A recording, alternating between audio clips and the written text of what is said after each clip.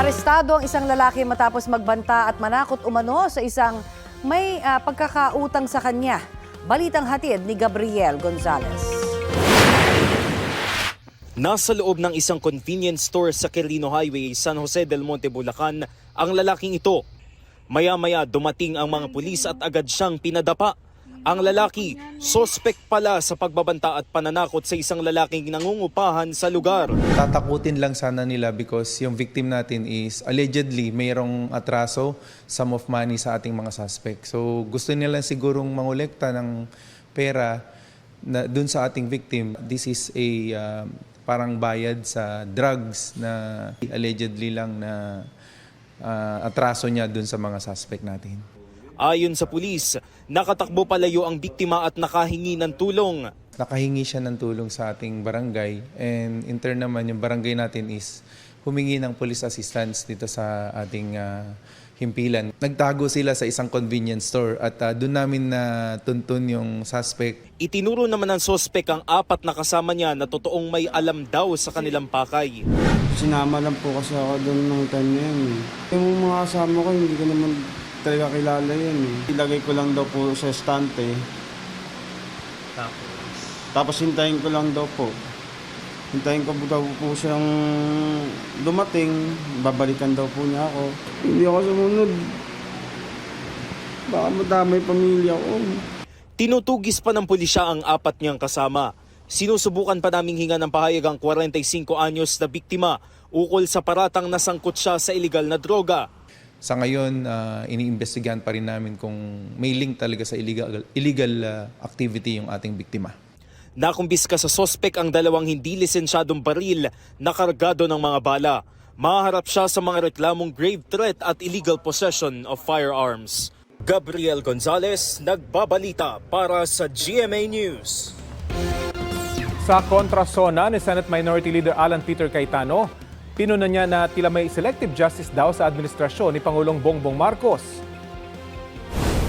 Can we add, the President is also not only the President of the administration, he is also President of the opposition.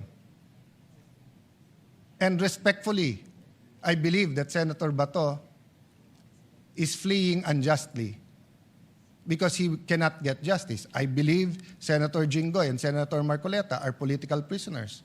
And that if it wasn't weaponized, they will be able to at least go out on bail.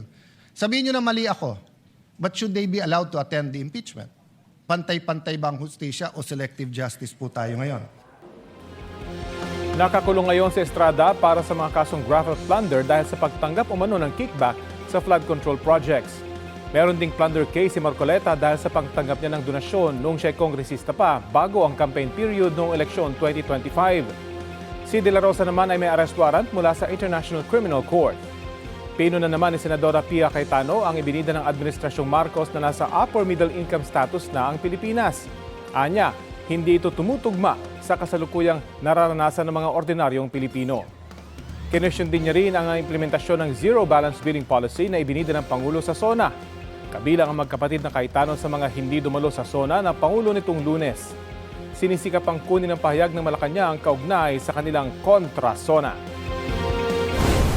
Out of more than 1,200 government and private hospitals nationwide, zero balance billing is available in only 87 DOH-run facilities and 4 GOCC specialty hospitals and 6 LG hospitals that are now being piloted.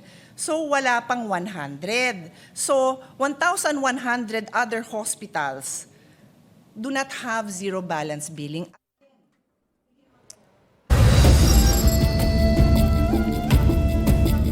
Patay ang isang lalaking senior citizen matapos pagbabarilin sa Anilaw, Iloilo kahapon.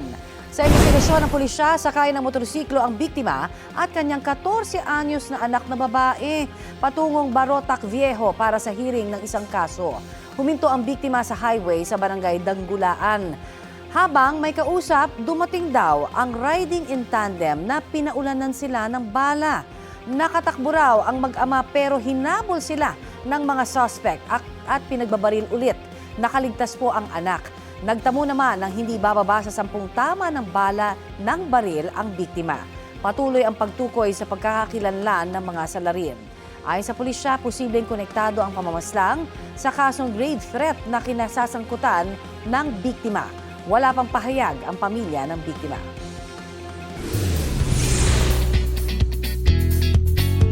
Pwede nang i-rewatch ang groundbreaking historical Kapuso series ng Maria Clara at Ibarra.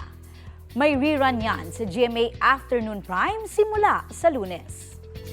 Samahan ulit si Binibining Clay, played by Barbie Forteza, sa kanyang magical journey nang mapadpad sa mundo ng Noli Me Tangere. Kasama sa award-winning serye sina Julie Ann San Jose, David Licauco, Dennis Trillo at marami pang iba. Lunes hanggang Biyernes ang Maria Clara at Ibarra, 4:30 p.m. Global Pinoy sa Canada, get ready para sa kilig na iyahatid ni Sparkle star Ronnie Liang. This August 1 and 2, abangan si Ronnie sa Taste of the Philippines 2026 sa Calgary, hatid ang special performance. Sa August 2, makikisaya rin ang Kapuso star sa Niagara Fiesta Extravaganza 2026 sa Ontario.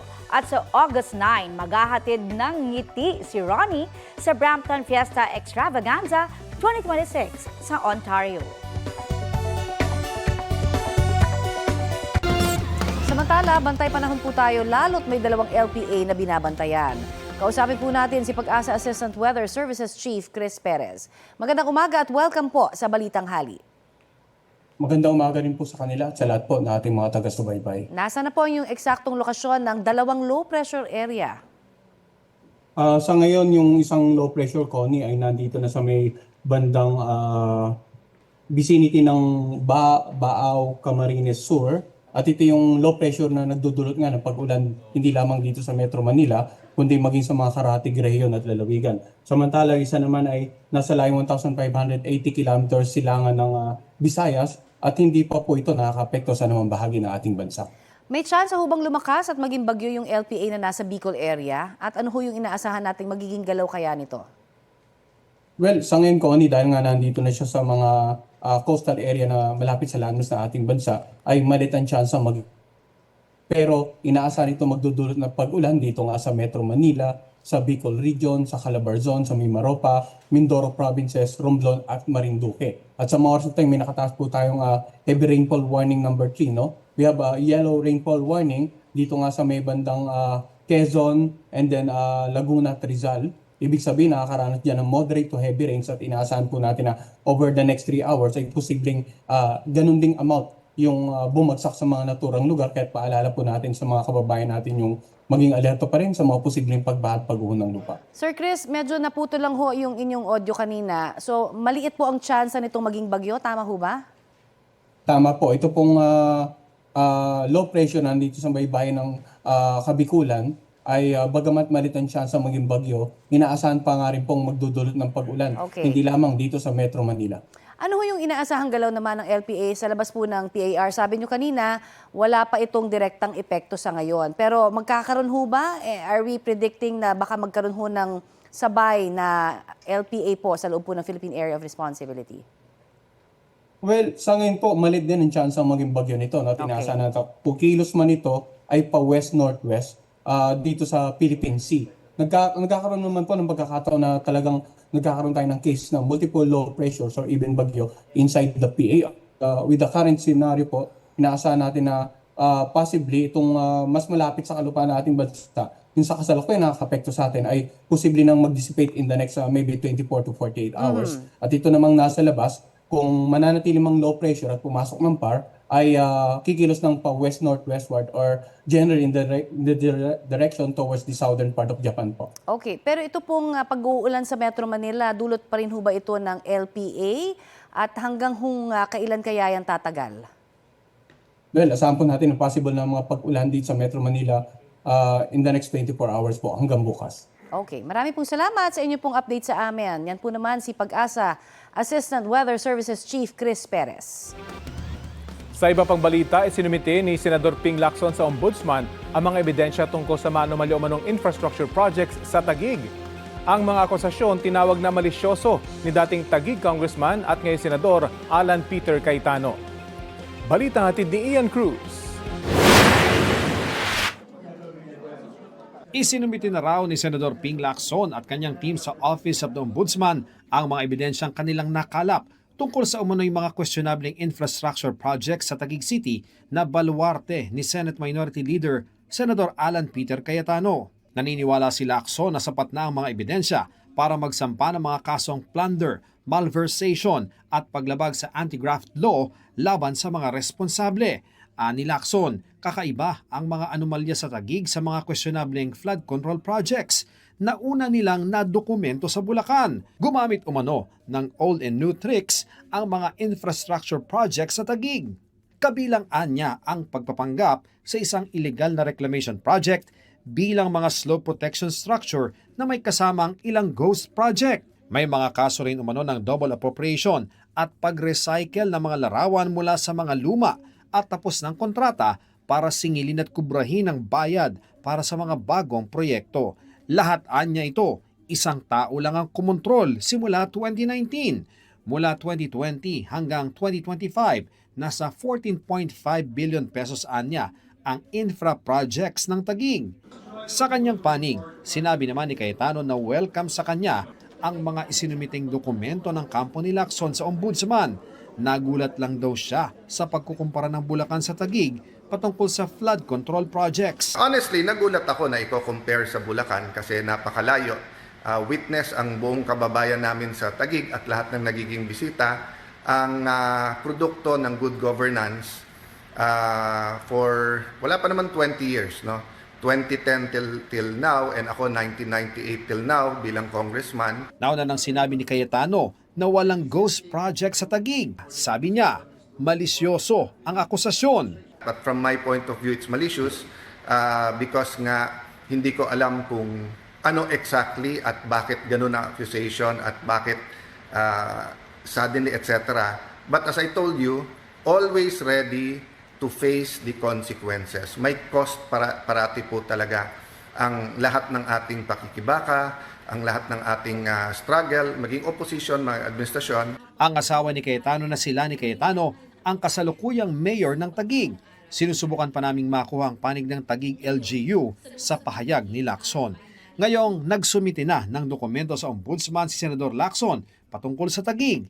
Iimbestigahan pa rin ba ito ng Senate Blue Ribbon Committee? Yung kay Senator Ping po, choice niya po yun. Alam nga ba naman agawin ho namin sa Ombudsman, nasa Ombudsman na po yun. Hindi ho kami papakialaman ho namin. Sabi ni Senate Blue Ribbon Committee Chairman Senator Erwin Tulfo, kapag naisa formal na ang membership ng komite, magpapatawag na siya ng investigasyon ukol sa flood control. Isa sa lumutang na magbibigay ng pahayag sa pagdinig ang kapatid ni Senador Cayetano na si dating Taguig Mayor Lino Cayetano. What I heard is willing, he has documents and mga na pwedeng isumiti po sa Blue Ribbon. Pati nga po yung dating mayor po ng Taguig, may mga documents din po nga isusumite. So we will entertain that. Ian Cruz nagbabalita para sa GMA News. Ibinasura ng Sandigan Bayan 5th Division ang motion to fix bail o ang hiling ni Senador Jinggoy Estrada na magtakda na ang korte ng piyansa para sa kasong plunder. Batay sa resolusyon ng Anti-Graft Court, masyado pang maaga at walang legal na basihan para pagbigyan ang hiling ng senador. Sabi ng Sandigan Bayan, kailangan munang mapatunayan sa isang pagdinig na mahina ang ebidensya laban sa senador. Kailangan din munang mapatunayan na pupwedeng magpiyansa si Estrada para sa plunder bago niya hilingin sa korte na magtakda na ng piyansa. Dahil dyan, mananatiling nakakulong si Estrada sa New Quezon City Jail para sa plunder case kaugnay sa pagtanggap umano ng kickbacks sa flood control projects. Dati nang itinanggi ng senador na tumanggap siya ng kickback.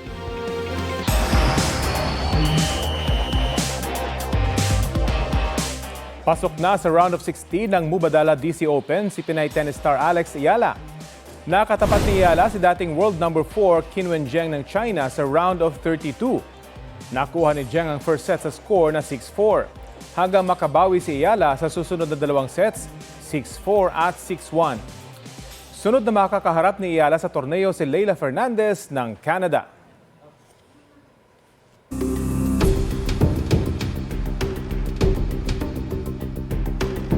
Update po tayo sa day 10 ng impeachment trial ni Vice President Sara Duterte ngayong araw. Iniharap ng prosecution bilang testigo ang isang dating branch manager ng Land Bank. Ang mga detalye sa ulat on the spot ni Ian Cruz. Ian?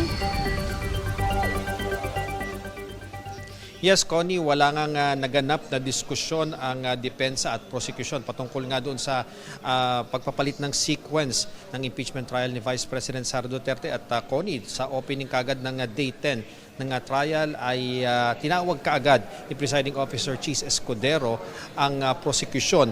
At si Representative Joel Chua nga ang nagpepresenta para sa prosecution para sa Article 1 o umano'y maling paggamit ng confidential funds.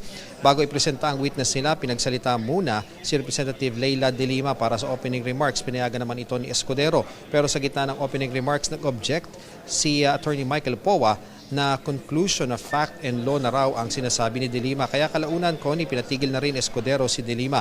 Unang isinalang ni Congressman Chua sa witness stand ang dating manager ng Land Bank ng Shaw Boulevard na si Violeta Constantino para ito sa 4 na cheque na in-encash ng Special Disbursing Officer ng OVP na si Gina Acosta na bawat isa ay nakakahalaga ng 125 million pesos o kabuang 500 million na pesos sa bahagi ng confidential funds.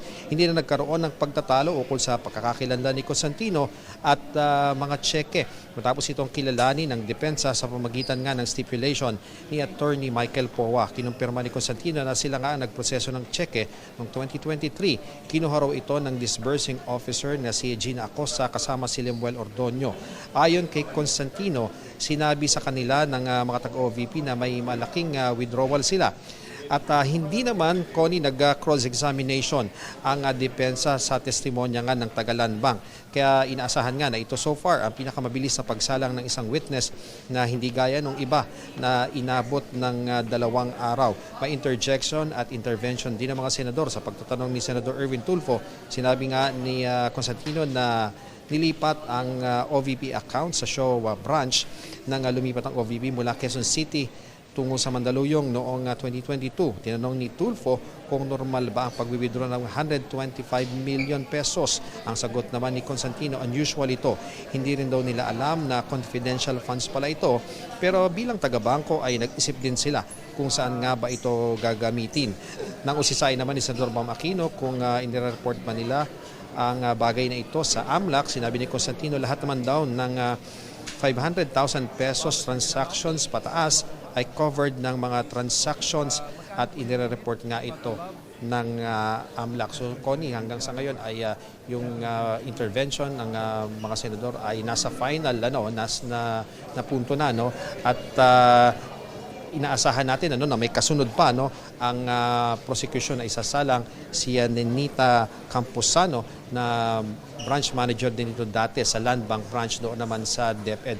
So Connie, patuloy nating inaantabayanan kung ano pa nga yung mga magiging huling kaganapan dito sa patuloy na gumugulong na impeachment trial laban kay Vice President Sara Duterte at nakalipat na ng article ngayon ito na yung Article 1 o yung confidential funds. Connie? Maraming salamat, Ian Cruz.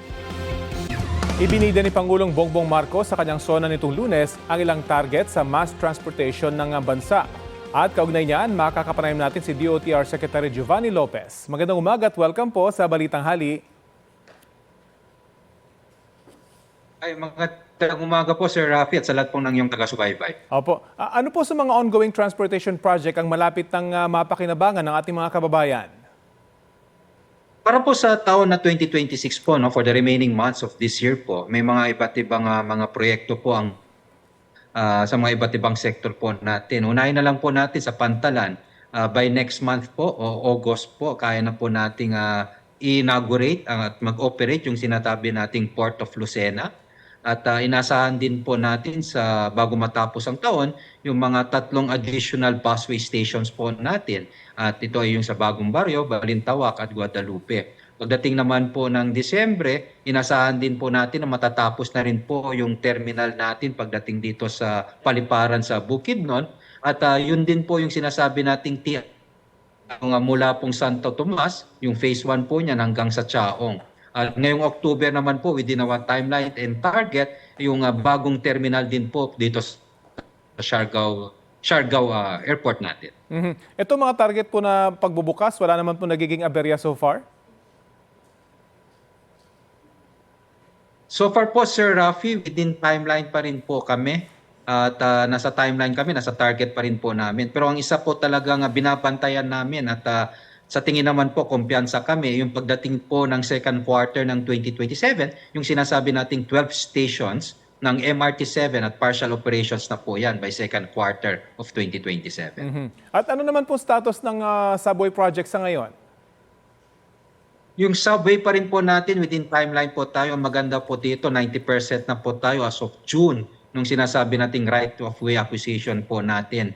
Pagdating nga po dito sa mga tunnel, mula Valenzuela hanggang sa Quirino Station, 100% na po yan, both sides, northbound at saka southbound.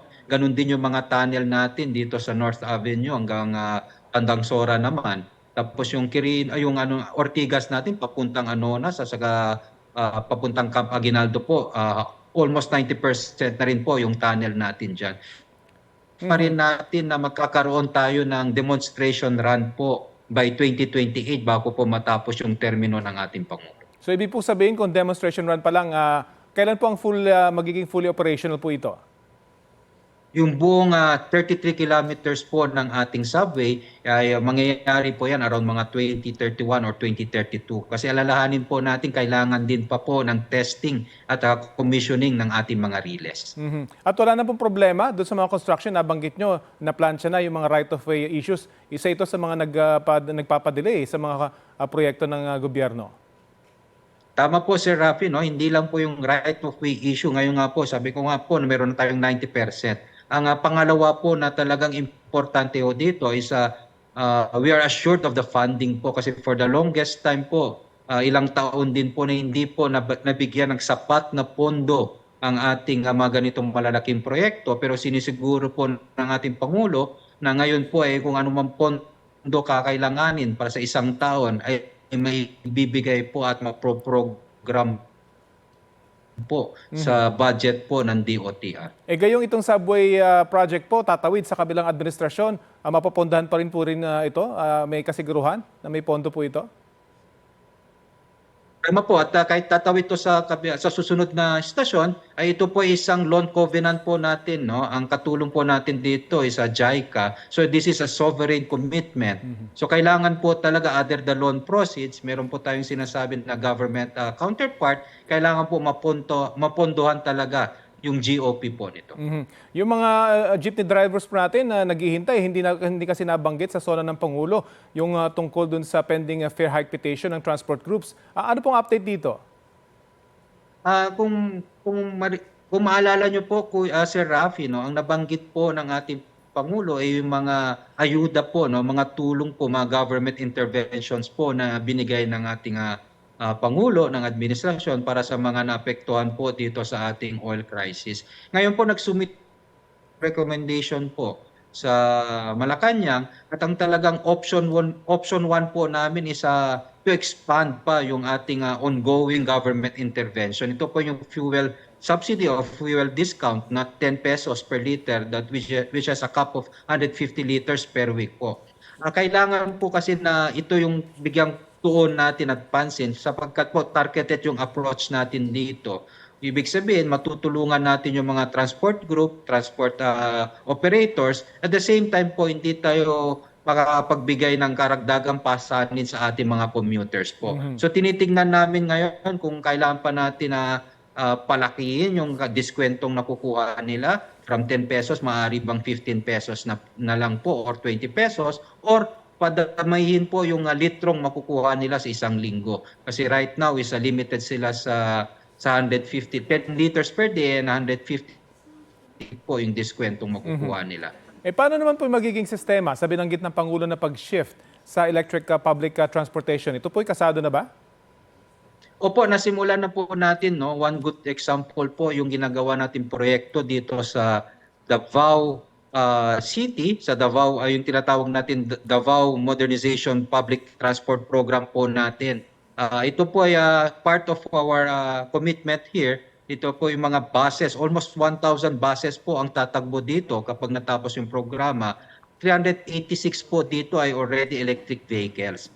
Yung mga ating mga ongoing naman po at kasalukuyan ng mga transport group sa pagkipagtulungan din po ng mga iba't ibang ahensya tulad po ng DTI ay sila na rin po ay pumapayag at tinatangkilik itong sinasabi nating electric vehicle at may mga pautang at sa mga subsidiya naman po na inaalok ang ating gobyerno. Okay, marami po tayong aabangan at kami po yung mangungulit hanggat ito yung mapakinabangan ng taong bayan. Maraming salamat po sa oras na ibinahagi nyo sa Balitang Hali. Salamat po, Sir Rafi. Thank you po. Yan po si DOTR Secretary Giovanni Lopez.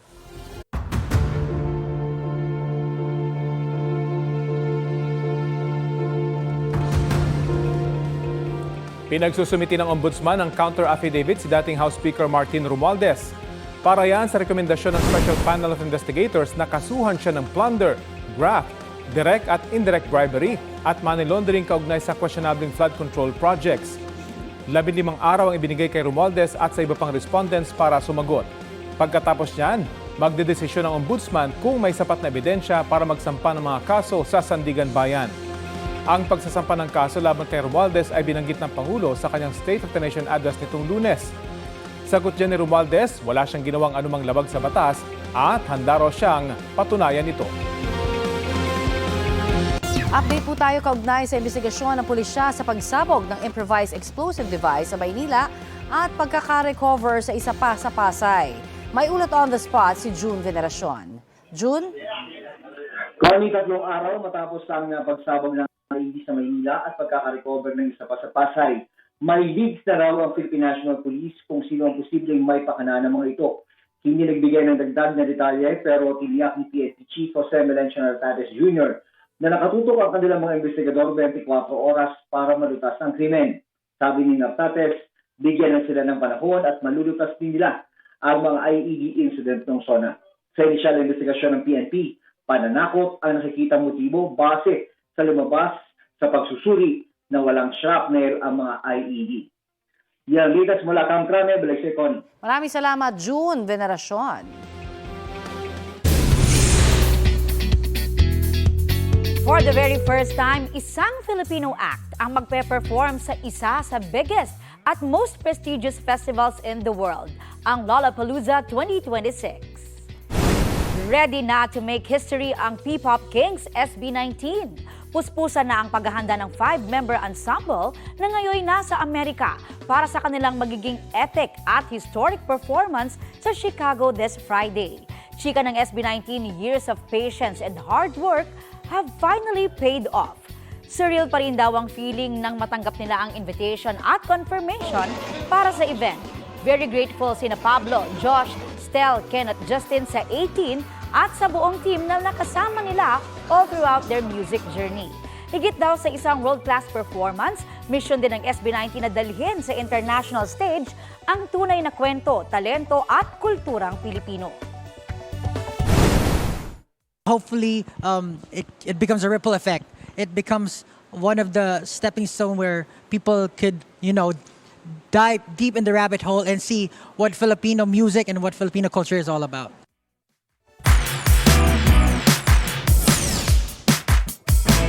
Ito naman, taas kamay ang mga mahilig manood ng video tuwing kumakain. Ayan, Balitang Hali. Masarap kasing sabayan yan, lalo na yung mga nagmumukbang. Kagaya po ng isang pet sa Pangasinan na nasobrahan naman yata sa takam. Yan o. Tutok sa isang mukbang video ang kapatid ni News Cooper Rovic Agutaya. Nakijoin naman ang alaga nilang pusa dahil bet din yata ang yung chinichibog sa video. Yun nga lang, hindi natiis ng kuting ang kanyang craving. Ayun, kinagat pati ang cellphone screen. Sa unang kagat, imagination lahat. Halos 2 million na ang views ng video. Relate daw kasi ang netizen sa eksena na kuting na main character. Masarap kaya yung scene. Pag nagda-diet ka, tingin ka na lang.